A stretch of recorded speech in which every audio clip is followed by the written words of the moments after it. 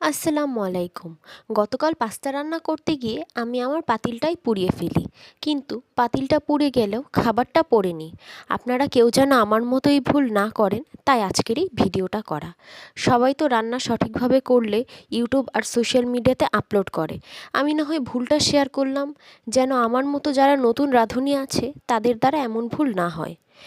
আমার প্রথম ভুল হলো ময়দাটা বেশি দিয়ে দেওয়া। ময়দা 1 চামচ দিতে হয়, কিন্তু আমি ভুলবশত 1 কাপ দিয়ে ফেলেছি। তবে এটাকে মেজর কোনো ভুল আমি বলবো না, কিন্তু তাও আপনাদের জন্য শেয়ার করা।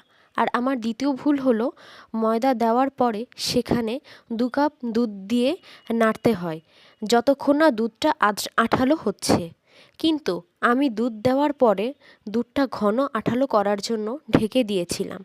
ভেবেছিলাম দুধটা আগুনের তাপে নিজে থেকেই আঠালো হয়ে যাবে, কিন্তু ময়দা যে দুধটা শুষে নিতে পারে এবং আমার পাতিলটাকে পুড়িয়ে ফেলতে পারে সেটা আমি আন্দাজও করতে পারিনি। আর এর ফলাফল কী হলো, আমার শখের পাতিলটাই পুড়ে গেল। তবে আমি যে ময়দা দুধটাকে শুষে নিতে পারে এটা কখনোই শুনিনি এমন না। মা খালামণিরা বলতো, ওদের মুখে 2-1 বার শুনেছি, কিন্তু সত্যি বলতে কাল আমার একদম মনে ছিল না। আর পাতিলটা পুড়ে গেলেও খেতে অতটা খারাপ হয়নি। ভিডিওটা যেন আমার মতো ভুল না করুন, সেই জন্যই দেওয়া। সবাই ভালো থাকবেন।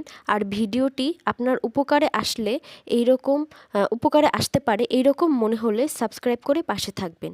ধন্যবাদ।